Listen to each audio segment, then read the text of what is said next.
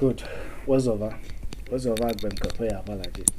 Ogbendi ya madibe mi akanale omopo. Babianya ba. Jogbo voy ta ne va emoaje awo. Nwe difo eva. Alego mesinama. Nwe difo ya eva. Ta ne nyu onye nwe difo eva re kama wozo. Wozo. Agbenkere nwe dina me ya ta ova. Ta hme va ele nye kpolo o mojire nye kpolo nya no kachacha me me konya de ko do da ke ma tro susu won ale ko le kola won to na no text message ko do da ele go me sinama aha vo very soon ma va fi anade tuale o je ba na subscribe won chare e mo me no anyi o 90s wo me de e mo me bo ele go me sinama for fifu la re ele nye polo o moji e fi abe agben won le keke ele go metinam de e fi abe agben won le keke ta na agben won le keke de le ko jebe mi ano ka dodo mo fifu la na me de lo yovo de yoga direct yoga wai o puli mi afonu ano po chain eyi wa ano ami epo kla chemelo ele go mesire chare eyi wa ano ami epo kla chemelo e fi abe de won le keke fine he won keke mi avia wode leke mi le chichi leke mi le ngogbe dede yi mi afa ngogbe dede mo ka ji mi le zozo ele go mesinama eya ta me gbogbo na be wozova e mo haji agbanka me di vona me de ke aw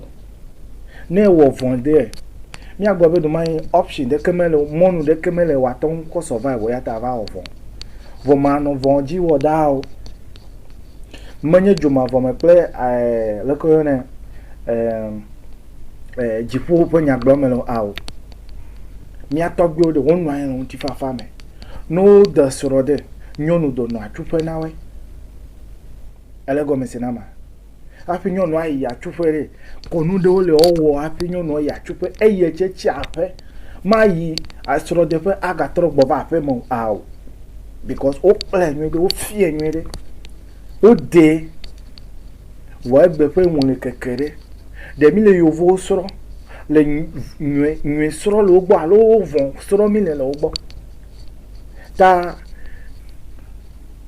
egbe ime do be wo zova fire de zova nya e zova na nwe ele go mesinama ma va no fu ma fo no cho mi anto pe dedie no security wise bo ne ma lo le ti gbo me la ma ko nyu susu pete ko dade security aha no ka nye security ele go me senam de mi akpo no ma gbo because no si anu yi journal am gbeto pa gbe mere eje be na no security lekenele do belena do ku lekenele belena woga lekenele belena evio na ji so susu be echomo wa wanye na de na we elego mesenawa ta wezo etonye nyu no vinye nyu to de nyu no de nyu me na wezo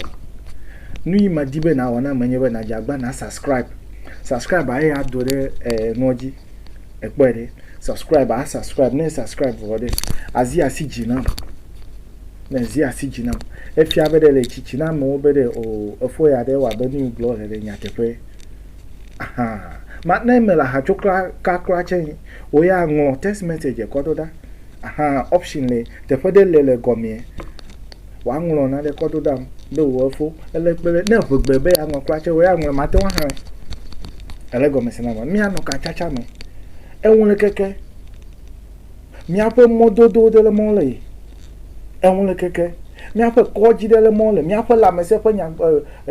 jipopo de le ko le yi ele go me sinama ta nyojina me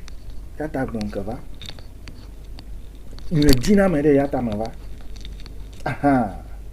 manye ma va fia be watch gala sinye alo ma va fia be kuku la sinye ama va fia be me bian wo aw me ya po ho mo va ale kenya wo ape te fi anye he me avivi na mi ape agbe an vivi na mi